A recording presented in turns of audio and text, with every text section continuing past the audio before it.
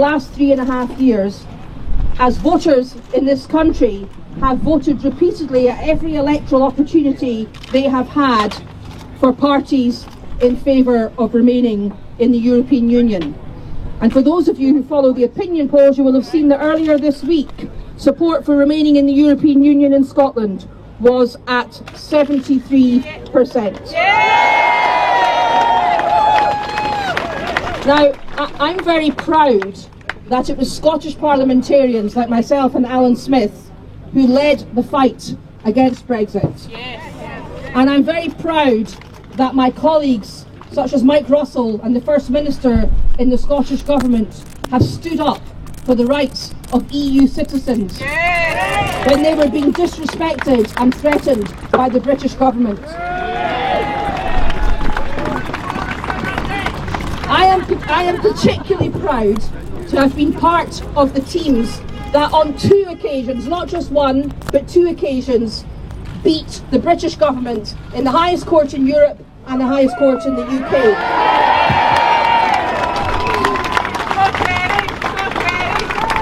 So my message to you tonight is, do not be despondent. There is hope. There is hope for Scotland's future and hope for Scotland's future in Europe. I could be very negative and I could say, as is correct, this is not our Brexit. No. It's been something that's been done to us rather than done by us. Yep. It's been forced on us against our will. And I could say, as is correct, no good can come of Brexit for Scotland's society or economy. And losing freedom of movement won't affect just our economy, but it will make our society and our culture less diverse and less rich. And of course, as the First Minister said this morning, the impact of Brexit will be felt most by those least able to bear it. Now, of course, all of that is true, but the good news is that this truly is a pivotal moment in Scotland's history. Now, I spent a lot of time towards the end of last year knocking on doors in my constituency of Edinburgh South West, trying to persuade people to re-elect me with some success, I'm glad to say. And I sensed a real change of mood on behalf of voters in my constituency, and a real change of attitude in no voters, people who voted no to independence in 2014. So yes, we're sad. Yes, we're angry. Yes, in my case, I am deeply irritated by the way that Brexit is being done to my country without its permission. But there is hope. But to realise that hope will require courage. Because the fact of the matter is that the only way back into the European Union for Scotland is if we regain our statehood and regain our independence.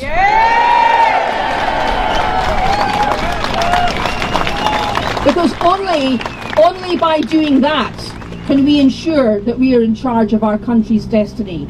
If the last 3.5 years since the Brexit vote in England have taught us anything, they've taught us the limitations of devolution, and that devolution is not enough to prevent our country, our society, our economy and our culture suffering the damage of Brexit.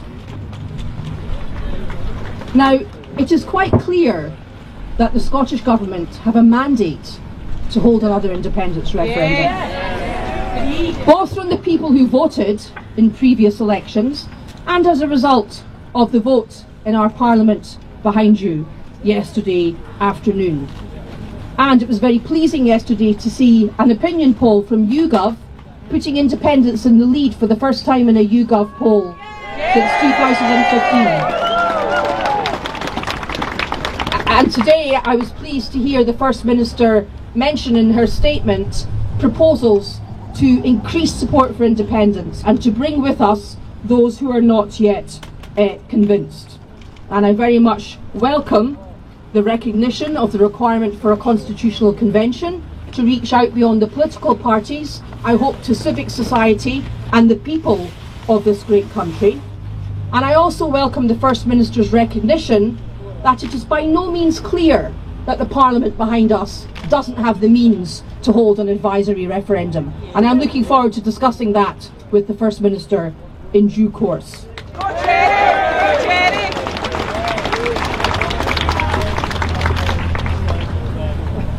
How independence will come about is not as yet clear, and a degree of patience will be required, and we must put our faith in the leadership of the country and our First Minister, who is the leader of the country. But we must also remember, always, and we must reiterate, that this is not our Brexit. This is not Scotland's Brexit. And we must contrast the way in which the Republic of Ireland is treated by the European Union with the way in which Scotland is treated in the United Kingdom. And because of the situation in which we now find ourselves, those politicians who say that we should stop talking about independence and get on with the day job are wrong. Of course we must get on with the day job, but we must also get on with protecting our country from Brexit, because it didn't vote for it and it's bad for it. And so, to talk about independence and to advance the cause for independence is the constitutionally responsible thing to do. Now, in relation to Boris Johnson,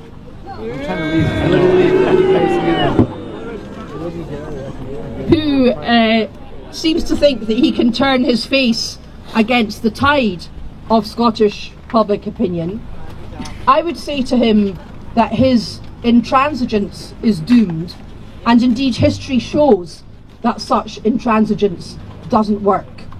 And I would simply end by quoting the words of the great Irish constitutional nationalist Charles Stewart Parnell. And in his words, I would say to Boris Johnson, no man has the right to set the boundaries of the march of a nation. Thank you.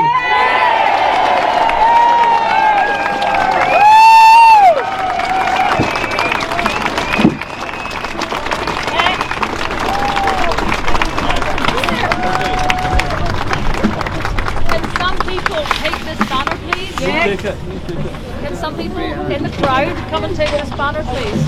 Yes. Do you want to stand there? Yes, ideally. Could somebody come on and Can you move? That somebody be 3 or 4 people. The volunteers come forward. Come on. Just take it. Right, need another couple of people. Come on, folks. Another couple of people to hold this. Thanks. Right. Okay, thanks very much there to Joanna Cherry. Because we started a little late, our order's changed a wee bit. Can I just say, if there are people here from the Yes Choir or the Indie Choir, can they get themselves up here? Because we don't know if you're here unless you're in front of us. Right, but who is in front of us next is Scotland's Brexit Minister, Mike Russell. Thank you. I've been speaking up for Scotland for the last 3.5 years, and I'm now losing my voice. So this is going to be very brief. I was looking around here and thinking to myself, I thought there was something about taking down the European flag out here. It seems to have had the opposite effect, and I am delighted to see it here, all these flags, because they tell us two things. They tell us firstly that European citizens in Scotland are not forgotten. No. Indeed, we're all European citizens, and we are determined to go on being European citizens. Yes. But they also tell us something really important. This fight is not over. For the last 3.5 years, I've been of the view that we could stop Brexit. And I have to say that today is a day I never wanted to see happen. But it's happened. So what we need to do tomorrow morning when we get up is say we are going to finish the fight. And the fight is to make sure that Scotland rejoins the EU as an independent nation.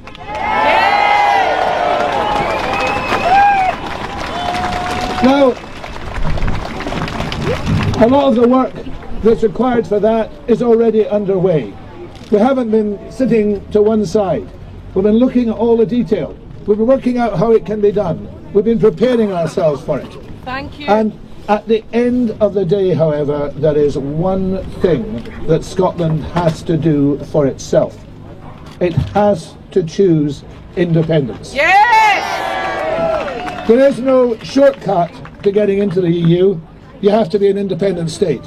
So we have to go out there to persuade every single one of our fellow men and women throughout Scotland that it is in their best interests, not just our best economic interests, it is in our best interests as human beings with shared values across Europe to choose independence and then to re-enter the EU as member number 28. Yes! That's what we're going to do. That's the work we're going to do. And you being here tonight isn't an end to this process. It shows how passionately the people of Scotland believe that they should move forward. This is the start of something, not the end of something. Yes. Let's now take it forward with courage, with determination, and in the end, with success. Yes. Thank you.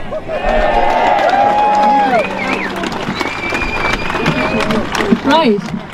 Thanks very much to Mike Russell. One other question I should have asked at the beginning. How many EU citizens have we here?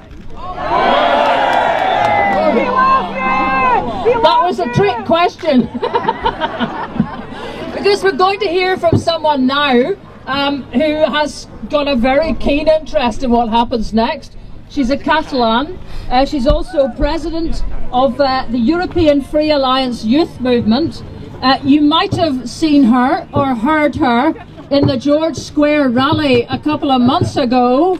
So if you have, you're getting a wee bit excited now, or you know. And can I tell you that this woman has come from Glasgow on crutches despite breaking her foot yesterday to be here.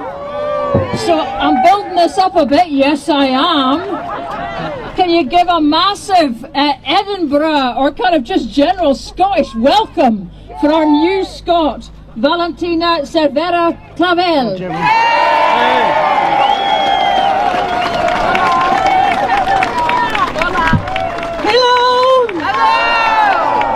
To be clear, I broke my feet because I'm a wee dafty, right? Like, nothing else happened. I was just playing football and I'm bad at it. Too Scottish. Good evening, Scotland, if we can call this a good evening, because the circumstances are a wee bit tragic. I have to say, today we're feeling a wee bit sad. We're feeling light too. We have anger. And I want to say to you, those feelings are not wrong. I completely understand you. We just need to hold on to them until IndyRef 2 comes. Yes. And put those feelings in a ballot box, because that's how we win. Yes. Scotland doesn't deserve this. We voted to remain. We want to be part of the European family. The European Union is the only union we should really be part of. Because union of equals, alright mate, come done. At least, thanks to the SNP, the European Union flag is still in Holyrood. Tonight it won't be coming down. Remember the Lib Dems a few months ago, like, oh yeah, we're the European Party. Well, they wanted to take it down. I'm sorry, what? The only flag that should not belong there is the Union flag, and I cannot wait today to take it down. Yes. Boris, you can take that with you to Westminster, where he belongs. I know today is the end of those 3.5 years of lies, hate, hostility, but my mom used to say, if it doesn't end up good, it's not the end yet. And it's not the end for us, Scots. We have time. We have another chance. In no time we'll be having pints again in Brussels with all our European fellows, while England is crying at home, regretting the day they trusted the Tories.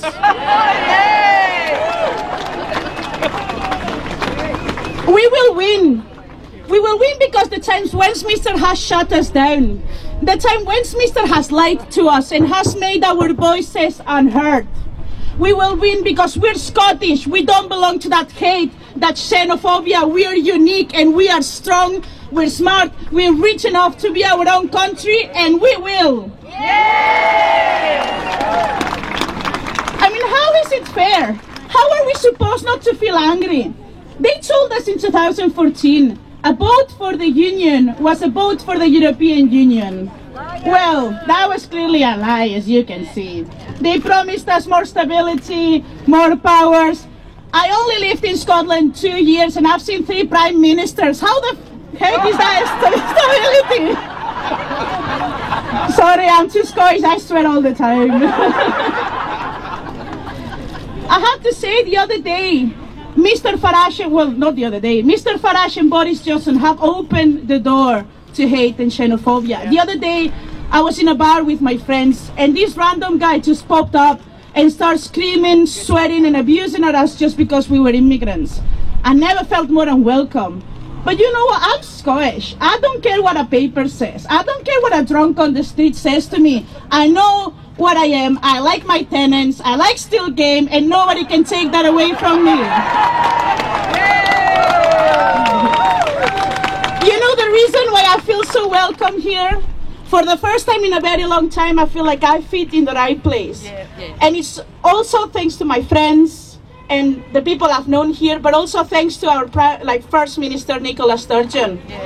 Nicola, I want to personally thank you for over and over again telling us how me and all the rest of you citizens, this is our country too.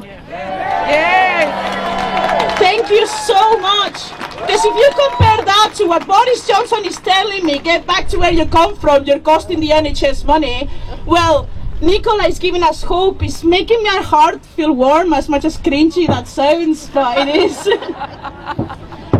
We're all looking forward to independence. And maybe some of us weren't here in 2014, and I want to welcome you for waking up of that nightmare that is the United Kingdom, and thanks for joining us in the Yes movement. If you have friends, bring them along. We welcome everyone here. Think of the day of the referendum. If you're feeling sad today, think of that day. You wake up, your tummy is nervous, you're an emotional wreck, you're just campaigned so hard for it, and this is our last bullet. We need to hit the target. And we will vote. We will vote for us. We will vote for those who won't be here in that day. And we will vote for those to come. We have to win Scotland. Soar Alba and Visca Catalunya. Thank you very much.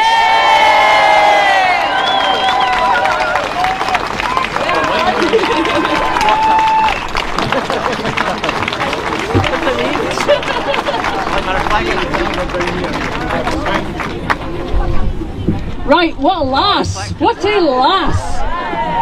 Okay, so we're going to have a little bit of choir action now, and just to show that Scotland is not quite the sort of clannish place that we often hear it is, we're going to have 2 choirs singing together.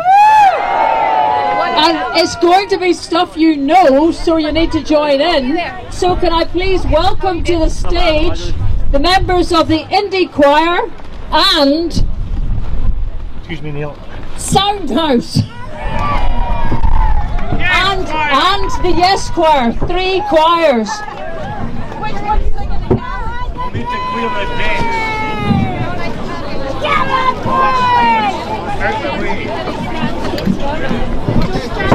Neil, what does that say?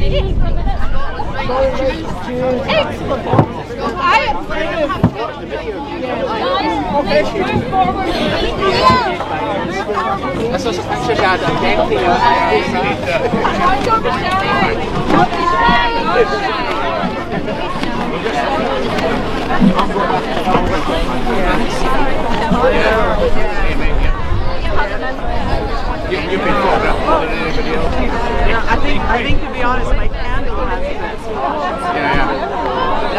I have a very photogenic candle. Ooh, that sounds like I could be kind of dodgy, huh?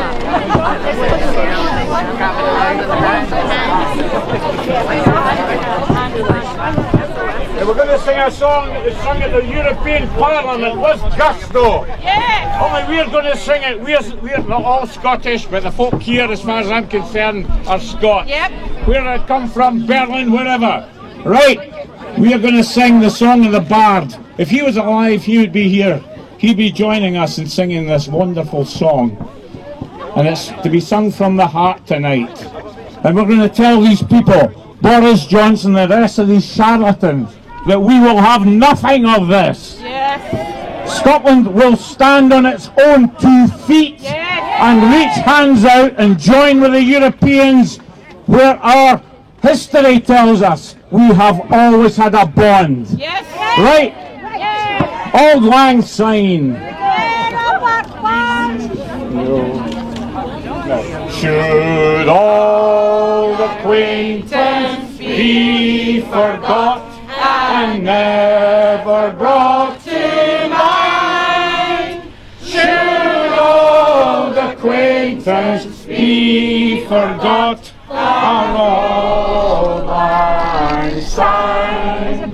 For Auld Lang Syne, my Joe, for Auld Lang Syne, we'll take a cup of kindness yet for Auld Lang Syne.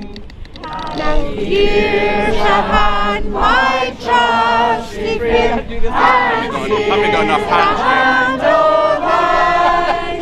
we'll take a right good willy walk for Auld Lang Syne. For Auld Lang Syne, my dear, for Auld Lang Syne, we'll take a cup of kindness yet for Auld Lang Syne.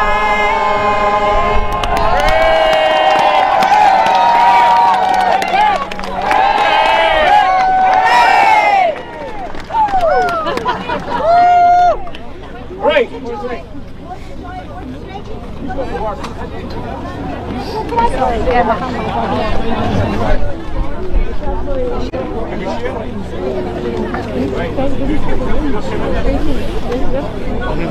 Right, okay.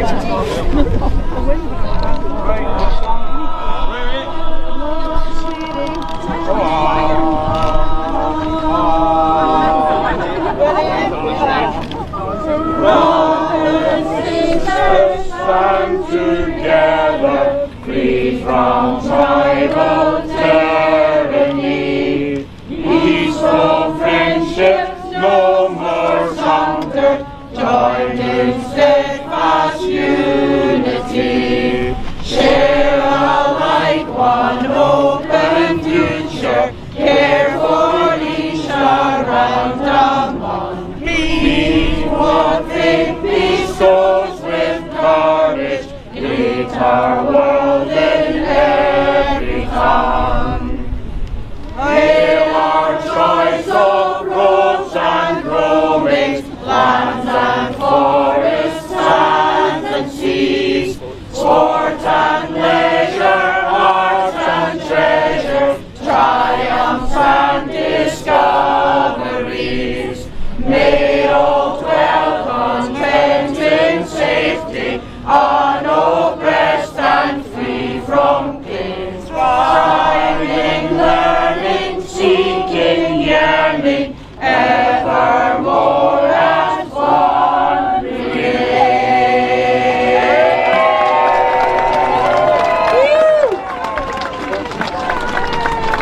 We'll sing the Freedom Come All Ye.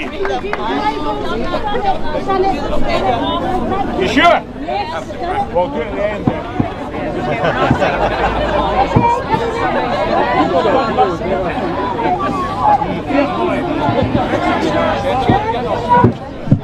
Right. Why were you guys not sort of doing the old thing for Auld Lang Syne? Are you stookies? Right, let me not insult the crowd. It's never a good idea, especially a beautiful looking big old crowd like you guys. So, our next speaker is someone who's been kind of pretty involved in all of this as well. Mentioned earlier by Joanna Cherry, until quite recently an MEP, the man who rather coined that phrase which has become a slogan for this movement now, leave the light on. Would you welcome Alan Smith MP?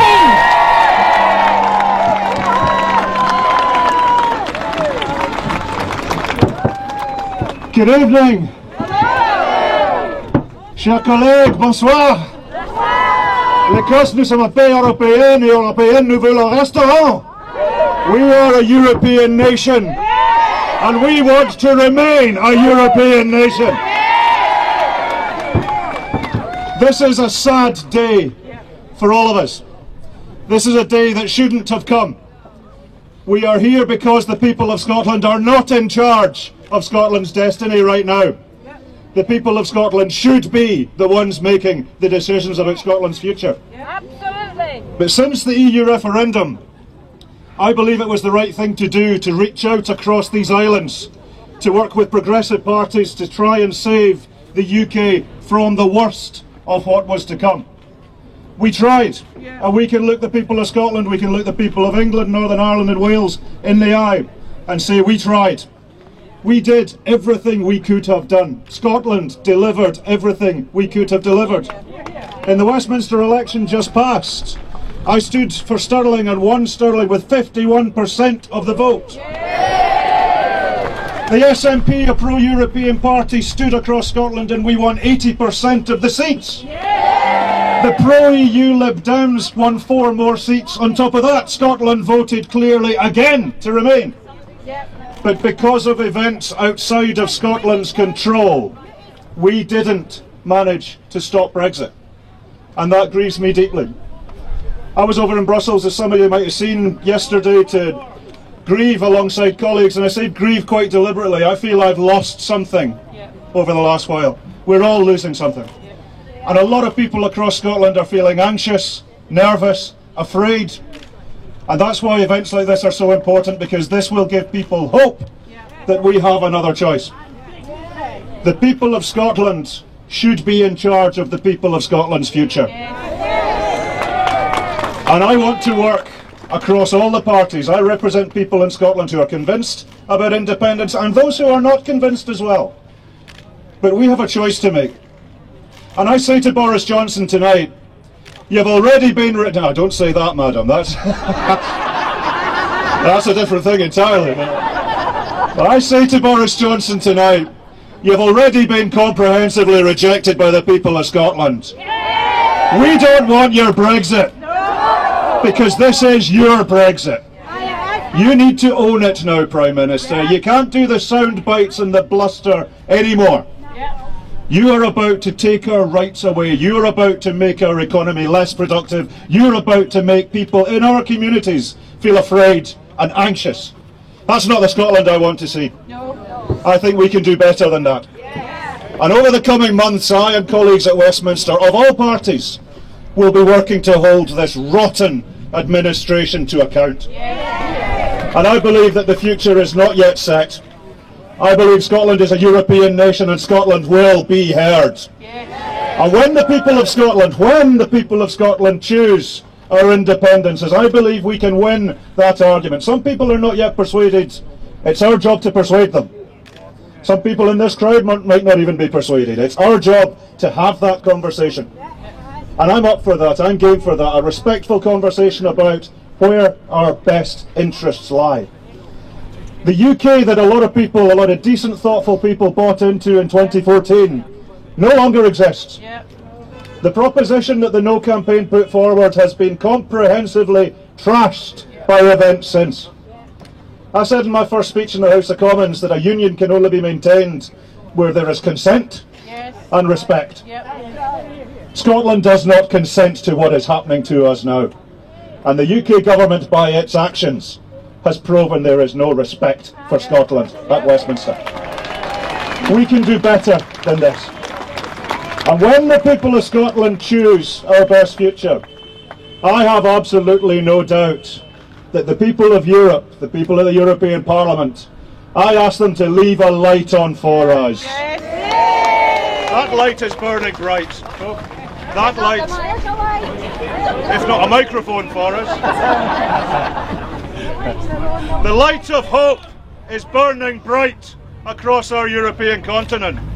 Scotland is a European nation, and European we shall remain. Thanks for coming.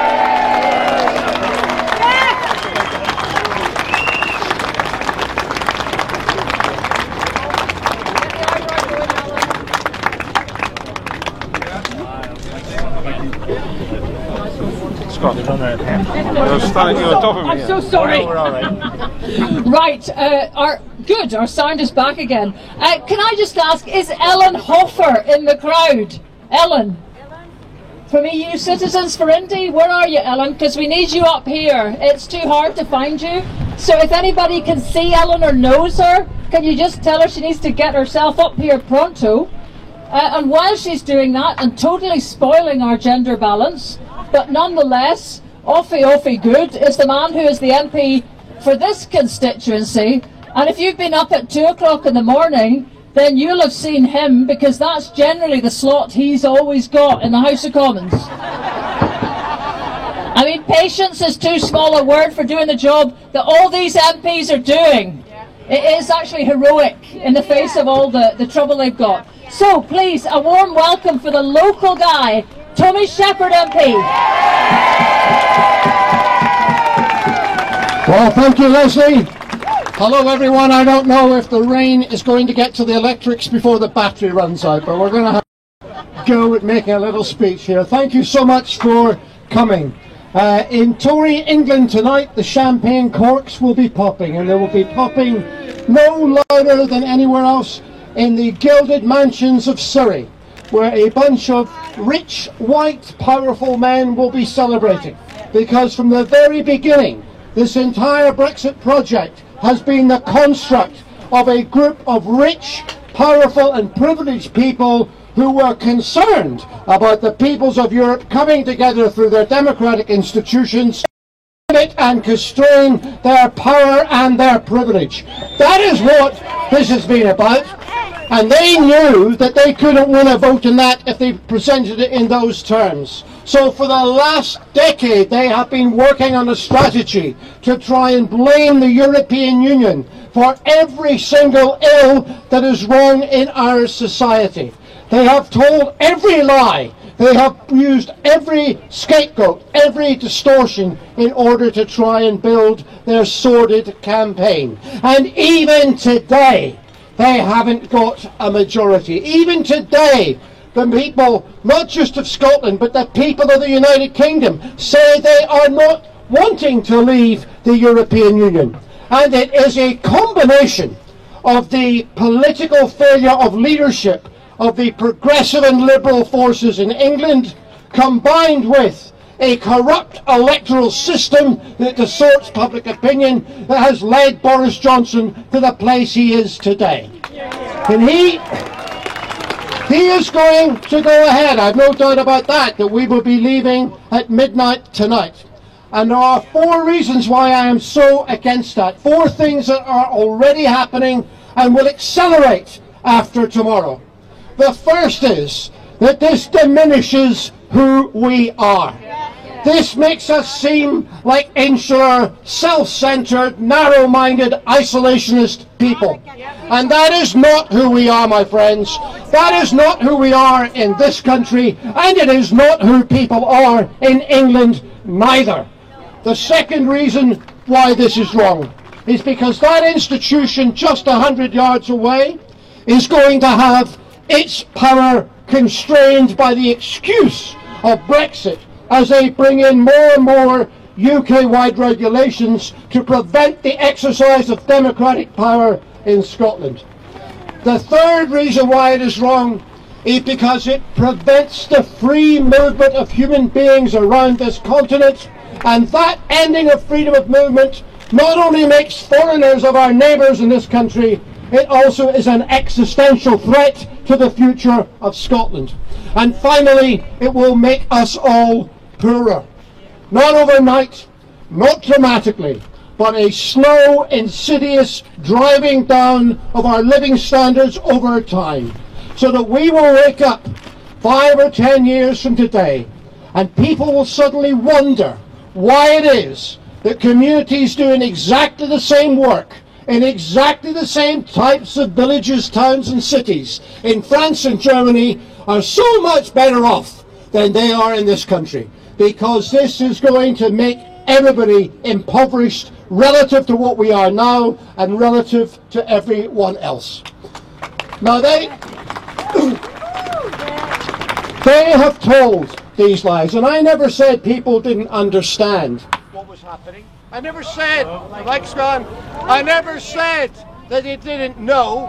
I said they were lied to on an industrial scale. And that is still what is happening today. But the good news, my friends, is that we don't have to put up with it.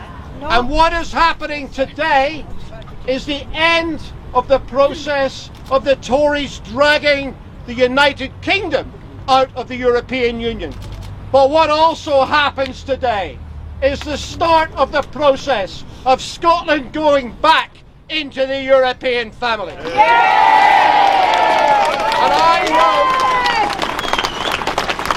I know that there are people in this crowd, and I respect their opinions, who are not yet persuaded of the cause of Scottish independence. I know that you fear what people say, that also is some form of separatism or some form of narrow isolationism. Please understand, it is not. When we seek political independence for our country, we seek the power to change lives. We seek the power to make things better in Scotland, but most of all, we seek the power to determine the terms of engagement by which we relate to other people in other parts of the world. And if we have that political power, then in Britain and in Europe and across the globe, this will be a country which welcomes people with open arms. This will be a people that wants to engage with the world. So our independence is not the means of our separation, it is the means of us playing our proper role in humanity and across the world today. That's why it's so important. That's why we do it from tomorrow. Thank you very much.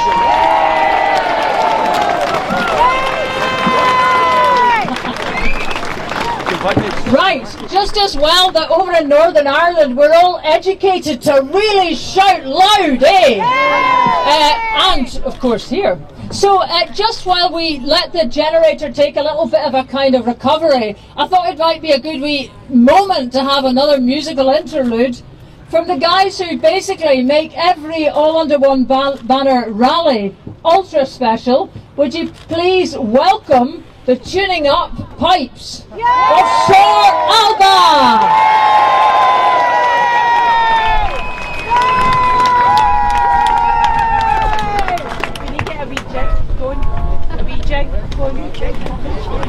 Who's up for a jig? Me? I'm up for anything.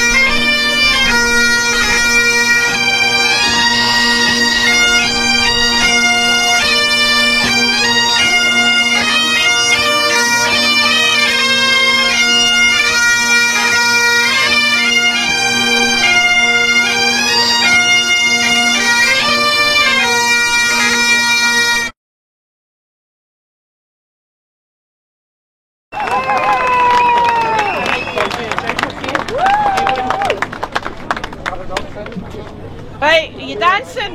Yes. I'm asking. I'm dancing. Oh, come on then. Come on then. We must be able to strip something here, guys. Right, you hold on to that. Right, I've got a Gary leg.